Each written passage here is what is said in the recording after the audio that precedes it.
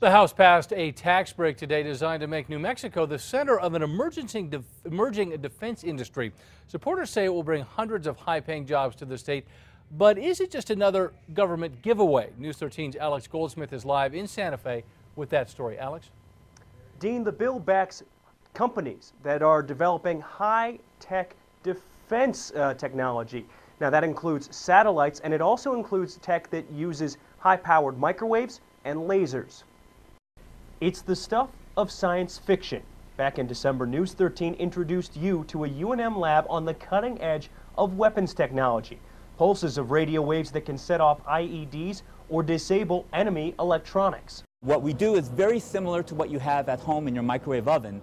The only difference is your microwave oven at home generates about 1,000 watts of power, and we generate 1 billion watts of power. Labs at White Sands and especially Kirtland Air Force Base handle much of the federal work in this field, known as directed energy technology. But 2/3 of the federal contracts issued are not in New Mexico.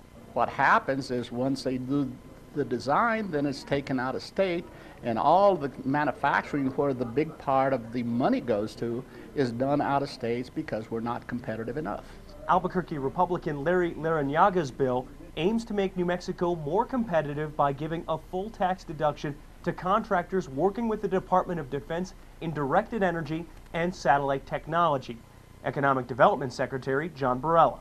I believe this bill will help add 200, 300, several hundred jobs potentially down the road. New Mexico is well positioned to take advantage of this industry sector, and I think this bill will help us for job creation. But tax breaks aren't free.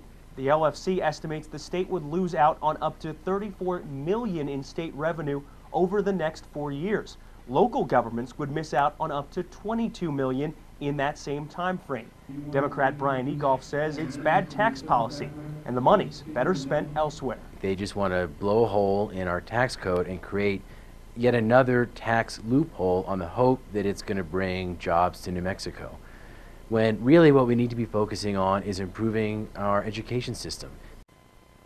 Now, Egolf was outnumbered today. The proposal passed the House 51-14. Back to you, Dean.